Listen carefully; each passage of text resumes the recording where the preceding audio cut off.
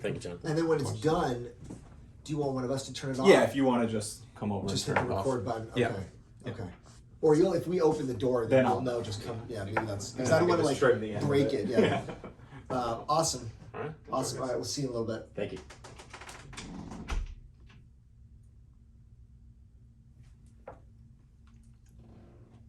Jim Parks, thanks for welcoming me to your beautiful office here on Prospect Street. We're right above the Precision Orthodontics. This building is amazing. It's really, really nice in here. It makes me jealous because I thought I had a pretty nice office. Then I came in here, I'm like, oh, geez, this is a whole other level of professionalism. Well, thank you very much. It's very kind of you. I'm honored to be talking with you after having you interview Shaq, Kobe, CEOs of business leaders. I'm very humbled by this experience. But this will be Thank you. more nitty gritty, right? This is like you're on the trenches, right? Shaq is not there, dealing hand to hand combat, right? He's not there looking at forms and dealing with regulators and worrying about procurement and hiring people. I mean, he's just running a celebrity world, right? I mean, I've dealt with those guys, yeah, but they get shepherded in with a PR person, and it's a little awkward because like you and I are sitting here in a room, and there's no one else in this room. There's usually a PR person or 10 sitting in the room with them. So you feel like, they're watching you. There's pressure. There's a lot of eyeballs and they make you a little nervous because they don't want you to go too rogue. Okay. But here, like, you don't have anyone protecting you, so I can ask you whatever I want. But all right. No, this is great. So I look around, I see lots of plaques, certificates, awards, high designations. You've done a lot in your career. Thank you very much. That's very kind. This is my 30th year of helping people with financial planning, investment management, estate planning, and I just consider myself so lucky. We work with the nicest clients in the world. Fortunate to have some families in which 4 generations are clients. How'd you do 4 generations in 30 years? Yeah, so started working with people who are of retirement age. At the time, so 30 years ago they were retiring. Yeah, okay. And then just go down the chain. And now some of their great-grandchildren we have education accounts for, custodial accounts for, helping them get to college. So it's been a great experience. We're very lucky. And for people who obviously can't see anything as it's just audio, if you check out the website, we'll get a photo of you up there. You look like you're younger than me. You look like you're in your 20s or 30s. So when you say you've been doing this for 30 years, I'm like, wait a minute. Like, I see your picture on the website. Like, he doesn't look. He looks. I thought you were my age. You're very kind. Well, thank you. I appreciate that. That's nice of you to say. So how did you get started then? Right out of college? Did you have a different job? Did you always want to do this? How did you end up in this particular aspect of finance? Yeah, I recall in the mid-'80s, pre-internet, me asking my mom, what makes the stock go up? And my mom, very well-read person, English teacher, reading teacher, special education teacher, said, Jim, I don't know. Go look it up. Go to the library. And there's no Google. There's no Wikipedia. Yeah, you can't take out a computer out of your pocket and search it up. So I had an interest in learning about finances and markets. Went to college, Bryant College, and took some finance classes, took some marketing classes. And then I was lucky enough that companies came to the school to interview, and I received 2 job offers out of college. One was for collect tours. I could be a guide for senior citizens touring through New England, or one was John Hancock, working in central Massachusetts, working with people of retirement age and assisting them with financial planning, investment management, long-term care planning. And I took that, which I'm so thankful I did. You could have been a tour guide, though. I could have been a tour guide. Or were you seriously considering that? Because those are 2 totally different Completely paths. different. The big carrot there was you could go to Europe in a couple of years. I went to Europe once in high school, and I would love to go back. But no, I just thought that a career in financial planning was what I was interested in and chose to pursue that. What is that like, though, at the beginning when... Okay, now you're 22. Like, you're literally in your 20s, right? So you must have looked very, very young. 21, looked like I was 15. How do you get anyone who's of retirement age to listen to you? Because, Yeah. like, I remember when I was 21 and I was starting working, and at the time I thought someone who was 28 was, like, really old. I thought someone who was 35 was, like, the oldest person I'd ever met. But then now that you become in your 30s, like I'm 37, I look at someone who's 25 and I think, they don't know anything. They have no clue. They're just a kid. Why would I listen to them about anything? And why would anyone have listened to me when I was that age? Right. But I wonder about someone like you getting started, someone who's in their 50s or 60s. Do they have this feeling of, like, why am I talking to you? You're a kid. Yeah, it's an interesting question and something that I thought of, but my manager at the time said, we've given you the roadmap, we've given you the training that you know more than 90% of the people. And if it's something that you don't know, the best thing is you say, I don't know, but I'll look into it and I'll get back to you, and just to research it further. I think personal finance is interesting that there's a lot of news and information and noise out there, but to do financial planning and to understand and to get out of people what they really want in life and then to create a plan to help them pursue that and attain that, they don't know how to do that. And often that's something that's how we help people. What is the misconception of what you do? Do people just think, oh, he's a stock trader, or this is Boiler Room, or this is some Wolf of Wall Street? He's got to raise money and he's trading and buying and selling and it's a fund? Because there's all kinds of different asset management types of businesses, right? Hedge funds, mutual funds, individuals just doing whatever with some money that people gave them. And they're all totally different. So what are the misconceptions of what people think that you're doing, but you're not actually doing? Yeah, it's a good question. And sometimes people say, Jim, what is it that you do? I find the best answer to that is, and maybe I can ask this of you, what is, Eric, at this stage of your life, you and Kelly, 3 beautiful young children, what's the most important financial issue in your life right now? For us, spending too much. Okay. You get caught up in that, right? You get caught up in all right, you live in Ridgewood, everything's expensive, you have good jobs, and then you start looking at how much do you spend? Because maybe there's a world where all right, maybe you wanna live more simply, but you think all right, I don't know if I can afford to live more simply. I don't know. You got to just keep working. We're gonna be working till we drop dead because we're spending too much. That would be literally off the top of my head today. Yeah. A conversation we're having. The number one thing, sure. Yeah. So we listen to people's concerns like that, and then maybe we'll run a financial plan, and maybe we'll scale back your income 50% to say that what you're spending, you can still pay for 3 college educations. Right. You can still retire at age 55, and show people that path, and it gives confidence in people's decisions. Well, it's okay that we have these expenses. It's okay for us to take that great vacation. So we're helping people look ahead in the future with projections to say they can live the life that they like to live, and that they found themselves living now, but improve a little bit. But that's interesting you mentioned that. You're not saying anything about, you should invest in this stock. You should, allocate 60-40 stocks, bonds. You didn't mention any of that right there. Is that part of your business or not part of your business? It is part of our business, but first it's the goals, it's the cash flow planning, it's understanding where people want to be, and then it's saying, okay, well, let's create a game plan, and then that final stage is, let's look at the risk maybe you're taking now in the investments. Is it appropriate to meet those goals? Are you comfortable with the risk that you're taking? And then we'll look at a risk budget, and then we'll suggest an investment allocation and suggest a diversified portfolio. Yeah, because my guess is there are people who their income is fine, their spending is fine, they're saving, but the savings are in all kinds of the wrong accounts. I'm sure you run into that a lot. It's either just sitting in cash, or some money market fund, or it's so aggressive.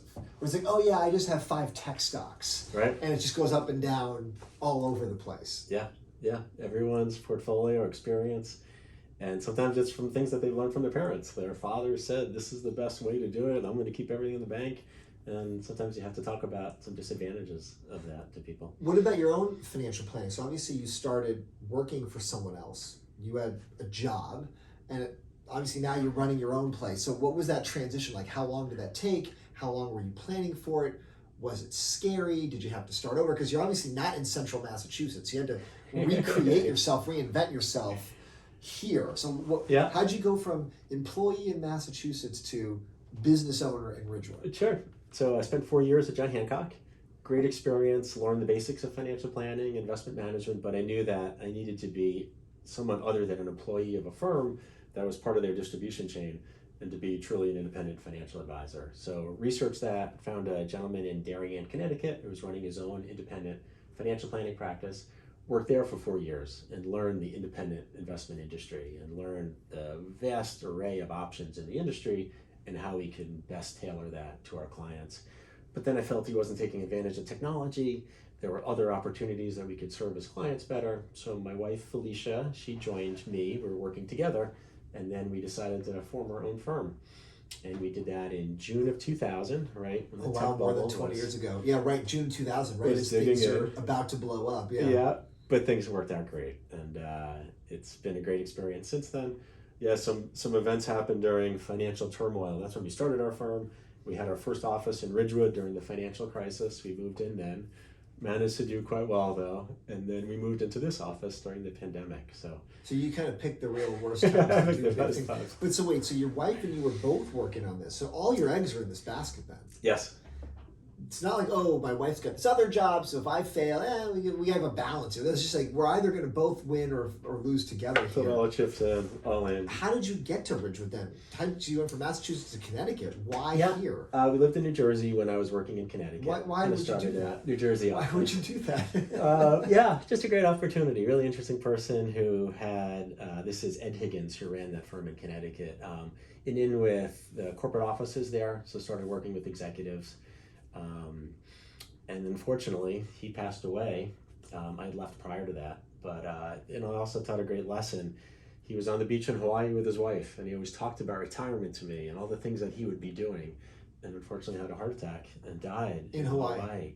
And So he never got to retire. Never got to retire. And I share that story with a lot of our clients: is don't always put off the things that you'd like to do because you just never know. So, But the balance for a lot of people, especially in this area where there are these Wall Street salaries, media salaries, tech salaries, big money, people just like, I can't just not do that. I can't just stop working, right? Like that. Yeah. Like I was saying, like we have all these expenses, right? Or if we do that, we got to leave town. We got to go somewhere else. You must see a lot of anxious people who know I make a lot, but I have to keep making a lot. yeah, so then that's where cash flow comes in. We use technology that can show people what they've spent in the last 6 months by connecting their credit cards, connecting their checking account, and it categorizes things for them. So it's a great way to see, and sometimes there's some things that they realize themselves they could cut back on. But sometimes what they're saving, that's okay to meet their goals to retire at a certain age, and they don't know that, and that confidence, and has led some people to say, I remember one person who said, what am I killing myself for? We showed that she could retire. She didn't like her job and she was working so hard at it. And it was like a breath of fresh air for her. When you started 20 years ago, how did you try to prove to people, hey, I'm new, it's a new business, I look very young, but I know what I'm doing. I want you to give me your money to manage, or I want to work with a plan. Like, how do you even make that, whether that's a cold call or an email or a handshake, how do you do that type of marketing and sales?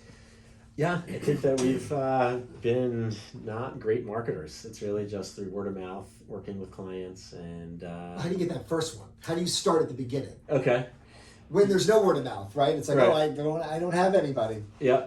We were fortunate to work with clients from my John Hancock days. They chose to continue with me from the Okay. days in Connecticut. Okay. We came to an agreement that we'll ask the clients, would they like to continue working with me or would they like to stay with the firm in Connecticut? Was it awkward when you left? Because now you know, it's like you're going to steal all these clients that I paid you to work here, and now you're leaving and taking them. Yeah, my role there was a lot of people who stopped working with that firm in Connecticut, and I went back into these manila folders that were hidden away and saying, hey, I'm working with Higgins Advisory Group. I'm doing a lot more things today. Would you reconsider reestablishing that relationship? So it's not as if... Oh, you actually, part of your job at that time was to find sort of lapsed clients and rekindle back. those relationships, I right? see. Met some great people. Some people were based in New Jersey, and it just worked out great. How much of being in the same area matters? Because in a world that everything can be digital, remote, virtual, video, do you think there's people that still want to know, like, oh, but he's in my area? I think some people do, and it's nice to see people in person like we're doing now. I do think the pandemic, though, we opened our eyes to it. We're doing a lot more Zoom calls with folks throughout the country. We have clients now, I think, in 23 states, so we have expanded a lot. A friend from Wyckoff just moved to Hawaii, so it'll be 24 states soon. I'll get licensed in Hawaii. Oh, yeah, now you have to get a license in every state. Yes, that's right. So ideally, it'd be better if they were all just in these 3 Pay their states. fees. Because Right. at some point, you don't want to just be paying for a license. Oh, we have one person in Idaho. It's like, how much is this license going to cost me? Is Right. it worth it? Yeah. Yeah, but client for life and to work with their family members, it's certainly worth it. What have you done with technology? Because you mentioned that there wasn't enough of a push in your previous job. What have you done to make that better, or to Yeah. make that experience either better for yourself, to make things more efficient, or for the clients to have a better experience? Technology, I think, has just changed the financial industry so much, and probably in the next 10 or 20 years, we don't even know what continued changes will take place. I would just say an office of 6 people here, how we can manage close to $250 million and be connected to our back office of LPL Financial, be connected the way that we are. You couldn't do that years ago. But from a client perspective, we are big users of software called eMoney, and that's the connections that I spoke of. We'll connect to websites that people have their 401k on, their mortgage on, their bank accounts, their other investment accounts, bring everything in on a daily basis.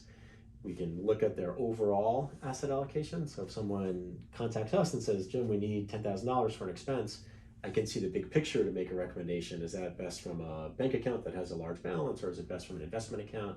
What are the tax implications, and what's the best way to do that for someone?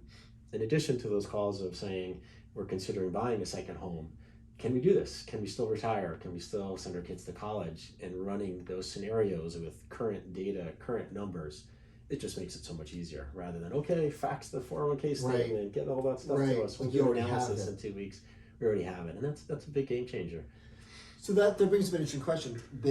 Or a point for me, so they're calling you, they're asking for advice because we want to make this decision. Can you help us with it? So how are you getting paid? Is it by the hour?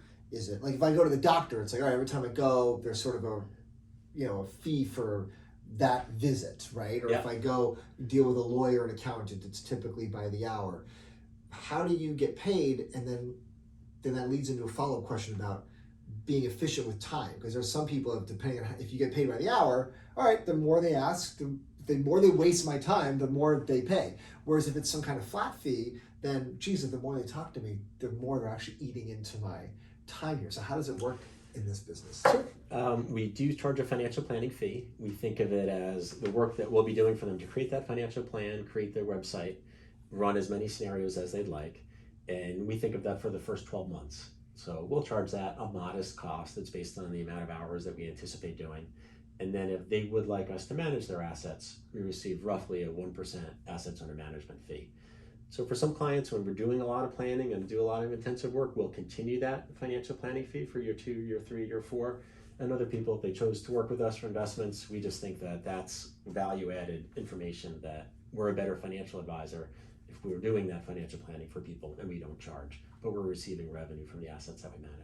I see. So if they just want the plan, you just charge them for the financial plan. Yep. And if they say, okay, go ahead and manage everything, then they just pay for the management fee effectively. That's right. And then there's no charge for any planning at that point. Yeah. I see. How do you compare yourself to others? Because obviously you're not the only person who has this business, who has this job, right? Yes. You've got competition. So what do you say to people who are, let's say, looking around? Hey, I know I need a financial planner, but why you? Yeah, it's a great question. I think it's hard to answer that question. We invite people in, or we'll do a Zoom call. We'll ask as many questions as possible to truly understand what people are interested in doing and pursuing. And then we'll share ideas on how we feel can best do it. We have our client's best interest in mind at all times. As a certified financial planner and accredited investment fiduciary, I have the obligation to be a fiduciary and act in their best interest. What does that mean for people who don't know? That's a weird word, fiduciary. Fiduciary, yeah. My father-in-law says it all the time, so I know. Okay. But most people probably listening don't know what that means. Your father-in-law is a bright man. He knows a lot. He's forgotten more than I've ever learned, that's for sure. Fiduciary is just acting as you were providing the advice to your mother, acting in that person's best interest regardless of all the other factors that may come in, be it compensation or being other items, that you truly are in the best interest. And I don't know of another way to act in my role as a financial advisor. And I feel that there are many other people who do that as a financial advisor. And of course, there's a few that don't. But it's really, I guess, just the feeling that those prospects that we speak with have of, yes, we trust the people. Compliments that we receive are they treat us like family. They act in our best interest at all times. And that makes us really just overwhelmed that people feel that about us. Have you ever had to get rid of a client because they're just driving you crazy, or they don't take your advice, or they want too much of an aggressive approach to things? Have you ever had to say, hey, you know what, maybe I found someone else for you, and they're happy to take over for me? I did offer that once to an acquaintance who was very sarcastic to our staff and to our team often. And it just turned the staff and team off. And he thought he was being funny. And we had that conversation, and he's still a client today. We run his business as 401k. But he stopped with that sense of humor that he thought he was providing bugging people to us. He thought he was providing value. yes, humor and laughs. And that must have been an awkward conversation, though. Yeah, it went okay. And then there are some people who it's in their DNA, like you mentioned, of constantly trading stocks and feeling that they can. Like they're watching, CNBC all day and day trading, and right. Like we gotta pick this up, get some options going. Like I'm buying, Facebook stock for the pop, or like a Tesla stock, for the ride. That kind of. I'm sure you don't want to hear about any of that kind of nonsense. Yeah. Yeah. For husband and wife, they transferred their accounts over. We realized on the account statement that he had several $100,000 of realized losses from these decisions that he was making, and the wife didn't know that. Oh my gosh! It was a truthful meeting that we had. And we shifted some to our investment models. He continued to do that. And then we continued to show that he wasn't helping their future finances. Oh, so you can't stop someone. So even if you're managing their assets, it doesn't stop them from going into their account and start doing stuff. They have to go through us. So I don't take the role that I'm going to tell someone they can't do something that they truly want, but I'm going to talk about the advantages and disadvantages, the pros and cons of it. So some accounts are managed and you cannot own individual securities. Some of the accounts that we manage that are in our investment models, we can own some. So in that case, he constantly kept on wanting to do that, and it wasn't good for their finances.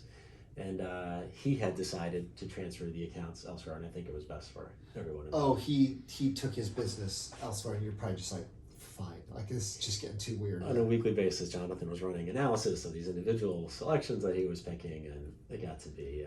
I just think it wasn't helping him. That's the worst part about it. But he wanted basically to go to someone else who's just going to let him Continue. keep doing it. I think he was doing it on his own. He went to a do-it-yourself company. So talk about that. There's a lot of different kinds of companies, right? You worked at a big company, then you worked at, let's say, a medium-sized company from Connecticut. This is much more of a smaller company. It's a 6-person company. Yeah. And you see all the ads that are out there for the big giants that want people to put their money with them. Look, big companies can be good, they can be bad, they can be in the middle. Small and medium companies can be good, can be bad, can be in the middle. What is the reasoning that someone should go with a certain type of company, certain size? Is there a fit that makes sense for different kinds of clients? Yeah, that's a great question. I think the people who are comfortable in delegating and in hearing people's personal situation and personal recommendations for them, it's best to work with a small company in which they can visit some turnover at bank branches when they handle investments. There's a new person in there every 1 or 2 years, and people just tell us that experience that it hasn't been good. So an advantage of this type of approach is we have clients for that 30-year period, and it's different, I think, than working with 1-800-FIDELITY. Fidelity does a great job, but that's more for that direct, I will direct my investments. They do have some managed approaches, but I think then your advisor that you're in touch with does change frequently. Do you ever look at those guys and just think, oh, geez, like we could get squeezed from one end or the other? Because, we saw with trading commissions, it just basically went to zero. They just disappeared, right? Yeah. Certain management fees, I think about like hedge funds, it was 2 and 20, and that's starting to compress a little bit. There's certain kinds of squeezing that goes on, either from a service point of view, because like, all right, the big company has all this technology, or automation, or AI, or because they're trying to put each other out of business, they just start squeezing on price, and you guys get caught in the middle. How do you look at what the big giants do and maybe try to pivot or stay nimble? I think that our pricing model of roughly 1%, it makes a lot of sense for clients. It makes a lot of sense for investment firms. So I'm comfortable with that. Would we have to reduce it in the future? You never know what the future may bring. Fortunately, we're building scale with the growth that we've had, so we'd be able to handle that if that's where the industry is going.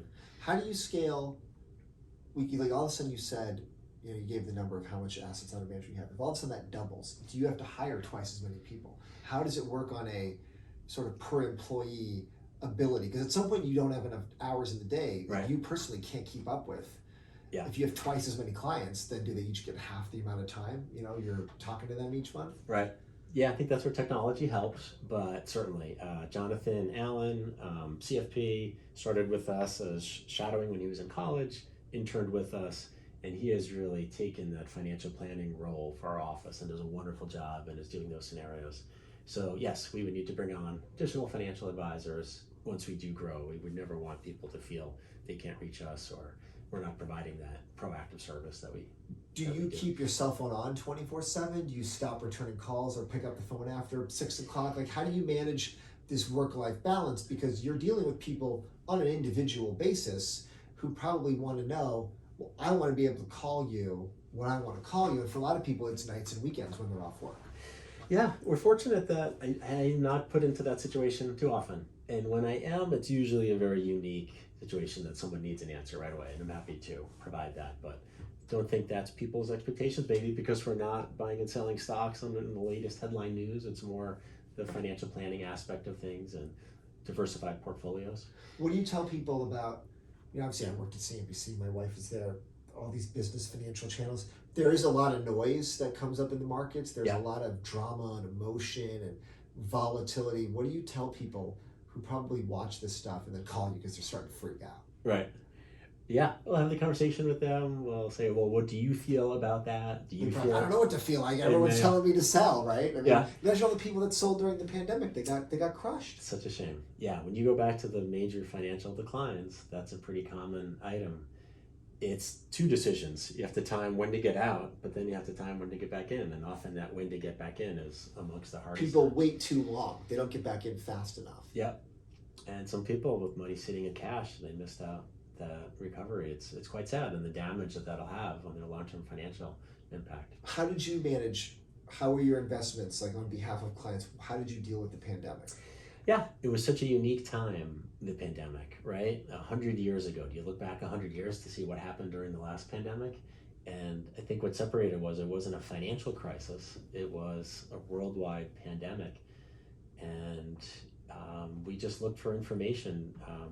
The broker-dealer we're affiliated with, LPL Research, they have 40 analysts. They were providing a lot of information, outside information, and we did hold tight. We felt that this will recover. It's not a financial problem in the financial markets. It's just a reaction because no one knows what might take place.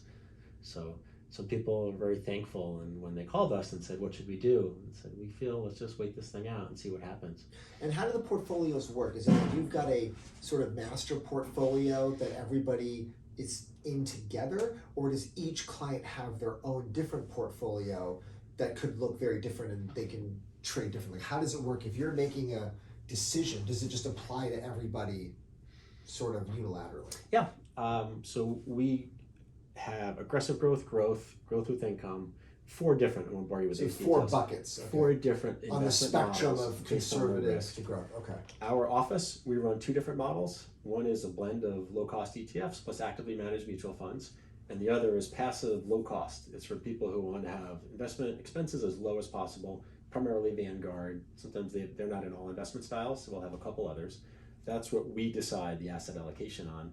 And then we also use outside money managers who they select the mutual funds or ETFs.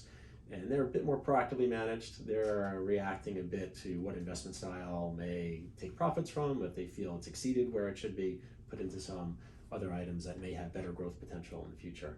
So that's generally how we run things. Non-qualified accounts, we do our models more because we're better at controlling the tax liability. We can keep taxes low from that.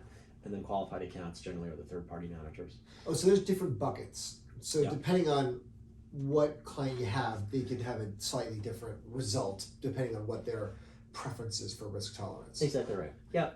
You mentioned taxes. How much of all these tax law changes over the past couple of years and the debates going forward? How much are you keeping your eye on that?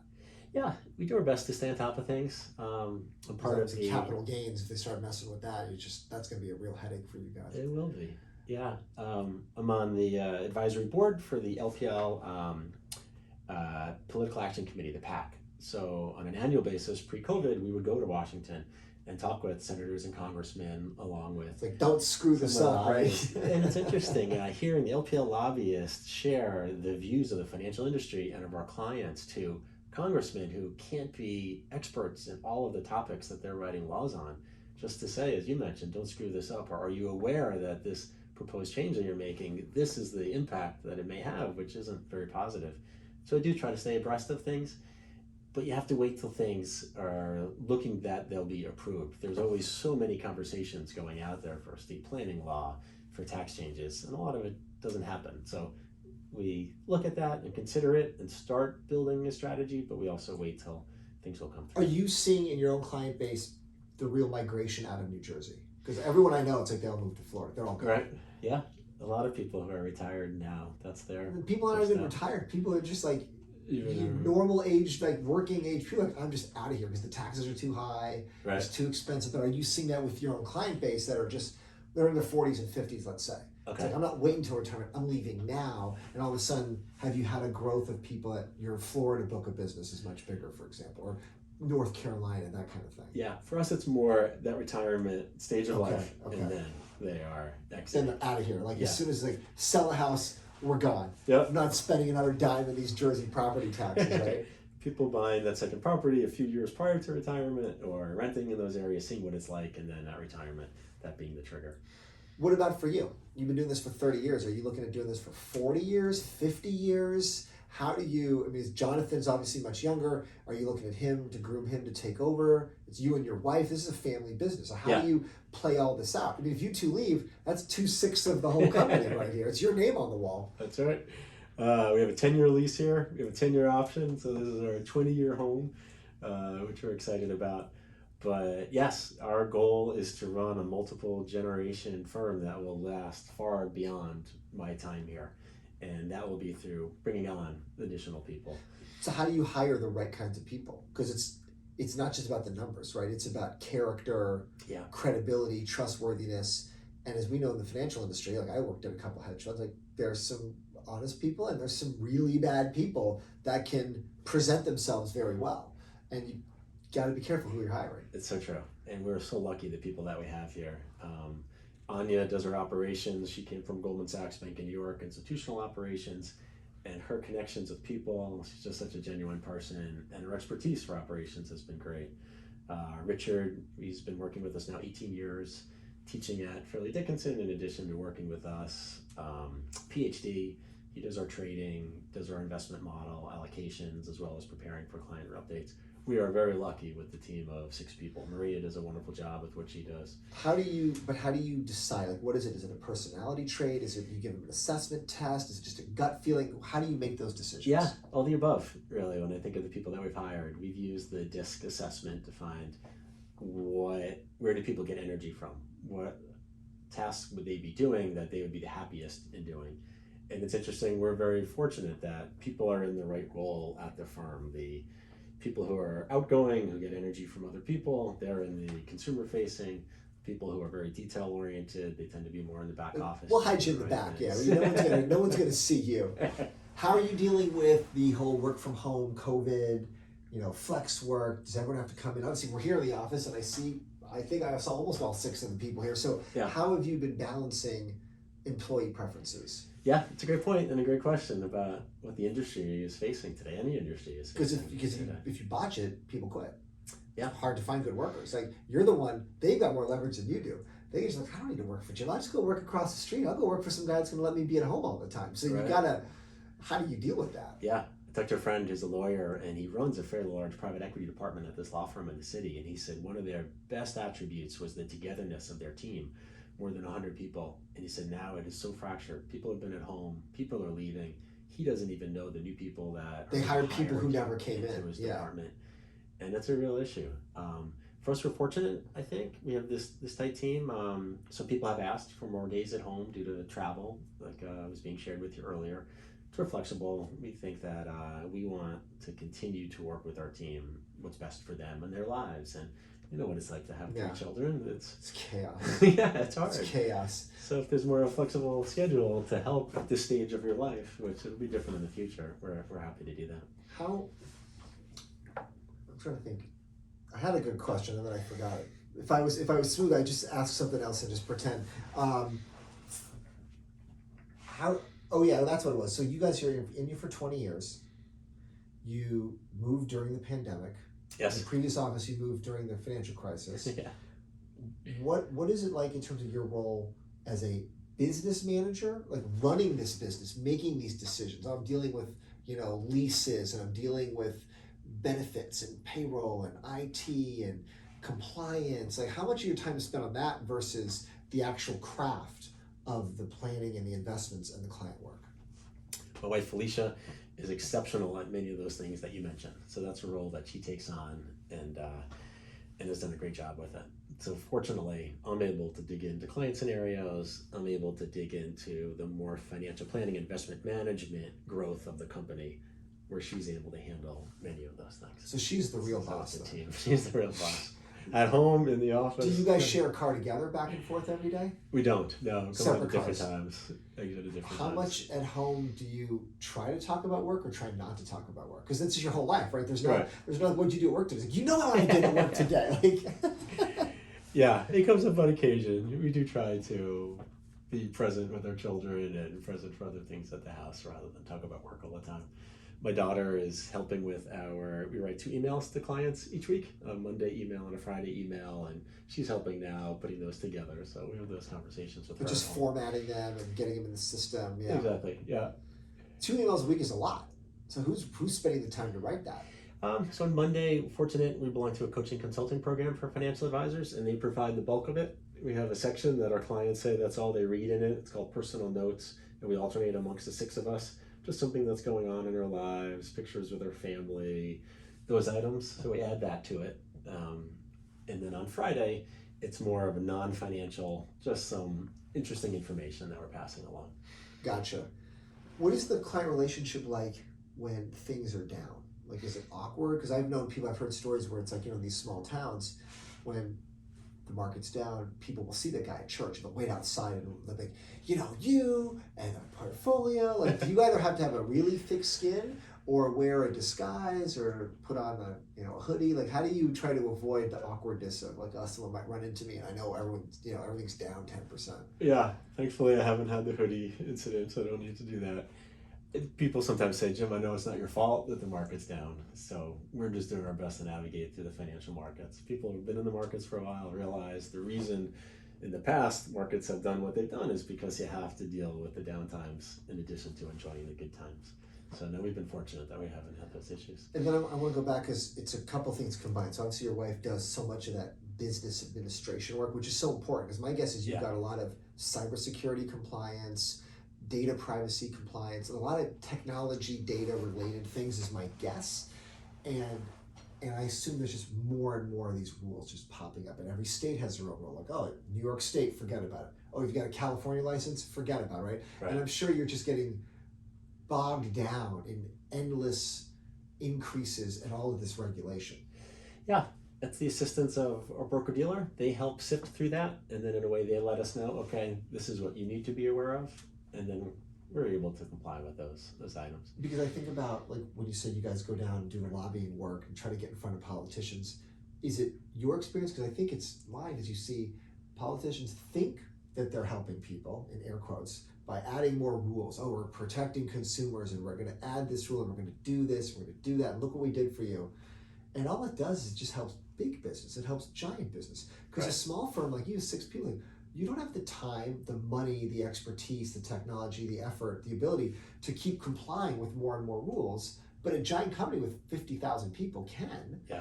And it just puts small businesses just toast. Like, and I don't know if politicians realize that. Like, you're only just making it better for the big business. That's why big businesses are like, yeah, we welcome regulation because we're going to get rid of all of our competition. They're never going to be able to keep up with this. Yeah, that's a good point.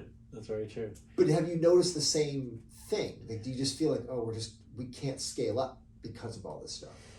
We haven't. We've been able to navigate, as I mentioned, a partner of the broker-dealer. They do. So LPL, they do a lot of the heavy lifting. Talk about that relationship because you mentioned them a few times. How does that work? So you guys are Parks Wealth Management. You're 6 people. Yep. What is LPL?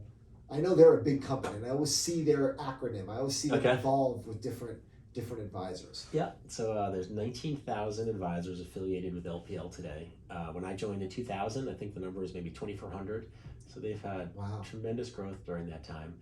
They're very appealing, particularly recently, people who are working with the wirehouses, working for a company, as I shared my previous experience, of going independent. And LPL has an open platform that allows us to manage our own investment models as we see fit or use centrally managed platform of LPL Financial or many other companies that are available. So they help us with compliance. We house investments. LPL is self-clearing, so they house the investments. They provide the investment statements to clients. So it's been a good experience. Yeah, that really must help ease the burden then, because that's a lot of process stuff. Yes. That otherwise, if you didn't have them, how many more people would you need in this office to do that? To help with, right.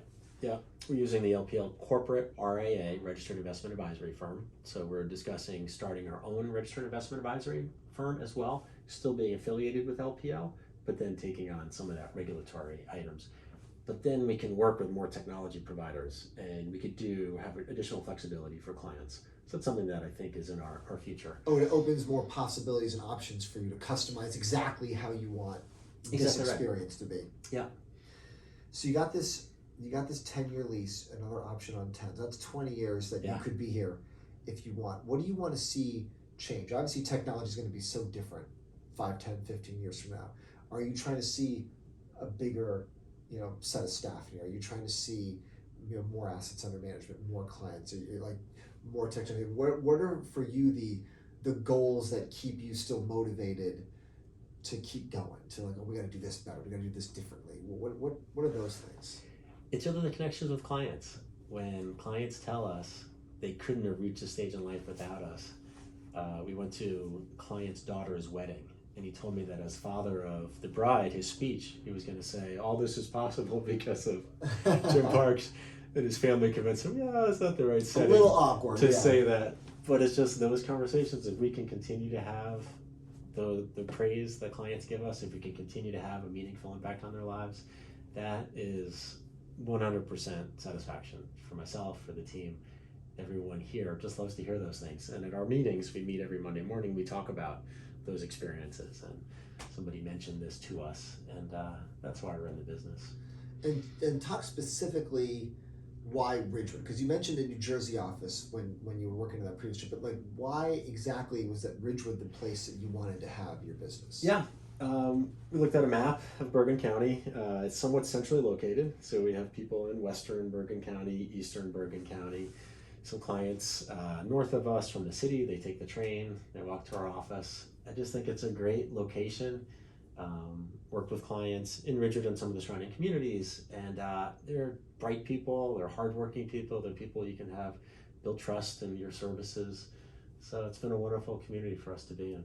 And then lastly, I see on the wall over there, there's a framed photo of you with an Ironman triathlon logo there, and some kind of medal with a ribbon and some times on there. Yeah, your swim, run, bike times. Yes. So, and you look pretty fit. You're not skinnier than I am. So talk about, I don't know how you have the time to do Ironmans and all the training involved. So what's going on over here? Although I heard you were running at the track this morning. I was running the track this morning, but slow, and only for, I run like one lap at a time, and then I take a break. That's okay. I'm not running for miles and miles, right? You're out there, right? I just think movement for your body is so good, both physically, mentally. It's something that I truly enjoy. I wake up early in the morning, I get all my work done in the morning, be it swimming, biking, or running, or core exercises. Started doing it about 20 years ago.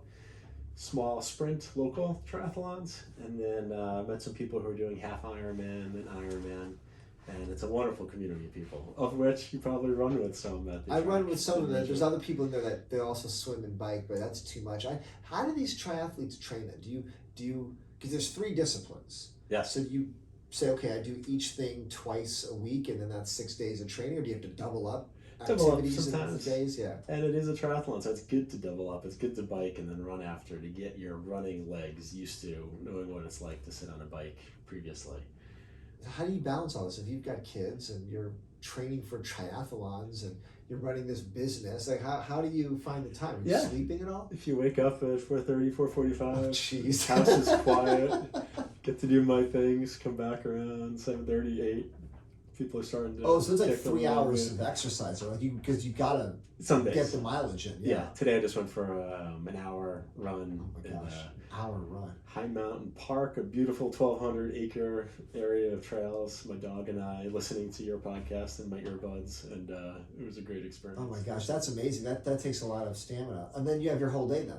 Right. Then you start your day, it's like in the office, everyth's normal. You just have to get up super early. And I don't think about it throughout the day, right? Some people do morning and evening, and I've never. But are you just exhausted then? Like what time do you go to bed? 10, 11 o'clock, I'm ready to go. So you're not getting a full 8 hours. Then. You're, Right. You're kind of squeezing it a little bit. Sacrifice sometimes. Yes. Well, that's impressive. It's an amazing office. You've done a lot here.